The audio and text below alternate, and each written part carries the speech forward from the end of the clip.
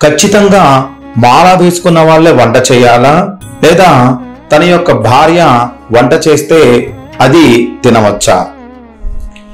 ఈ యొక్క ప్రశ్నకి ముఖ్యంగా ఏంటంటే, మనము మాలాధారణ చేసుకుంటున్నామంటే ఖచ్చితంగా తమ యొక్క భార్య కూడా మాలాధారణలో సగభాగం అవుతుంది. కాబట్టి మనం తినే ఆహారము, మన ఆలోచనలు మొత్తం కూడా మనకి ప్రతిబింబిస్తూ ఉంటాయి. కాబట్టి స్వాములు సాత్విక స్వభావం కలిగిన ఆహారాన్ని మాత్రమే తినాలి. కాబట్టి మనం ఎల్లప్పుడూ దీక్ష అనే ఆలోచనల విధానంలో ఉన్నందున మనము వంట చేసుకోవడము చాలా మంచిది.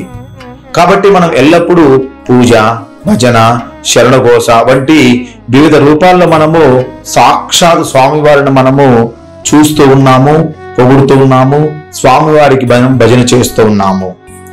మన వంట చేయలేకపోతే వేరే ఎవరైనా స్వామి వంట చేయడము ఎల్లప్పుడూ మంచిది. ఎందుకంటే ఆయన కూడా మనం ప్రయాణించే ఈ యొక్క మార్గంలో ఉన్నాడు. తల్లి తన బిడ్డ కోసం వంట చేస్తే కూడా అది అనుమతించబడుతుంది.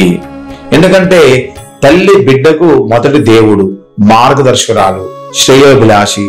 కాబట్టి తల్లి యొక్క భోజనం తిన్నా సరే అందులో ఇబ్బంది అనేది ఉండదు.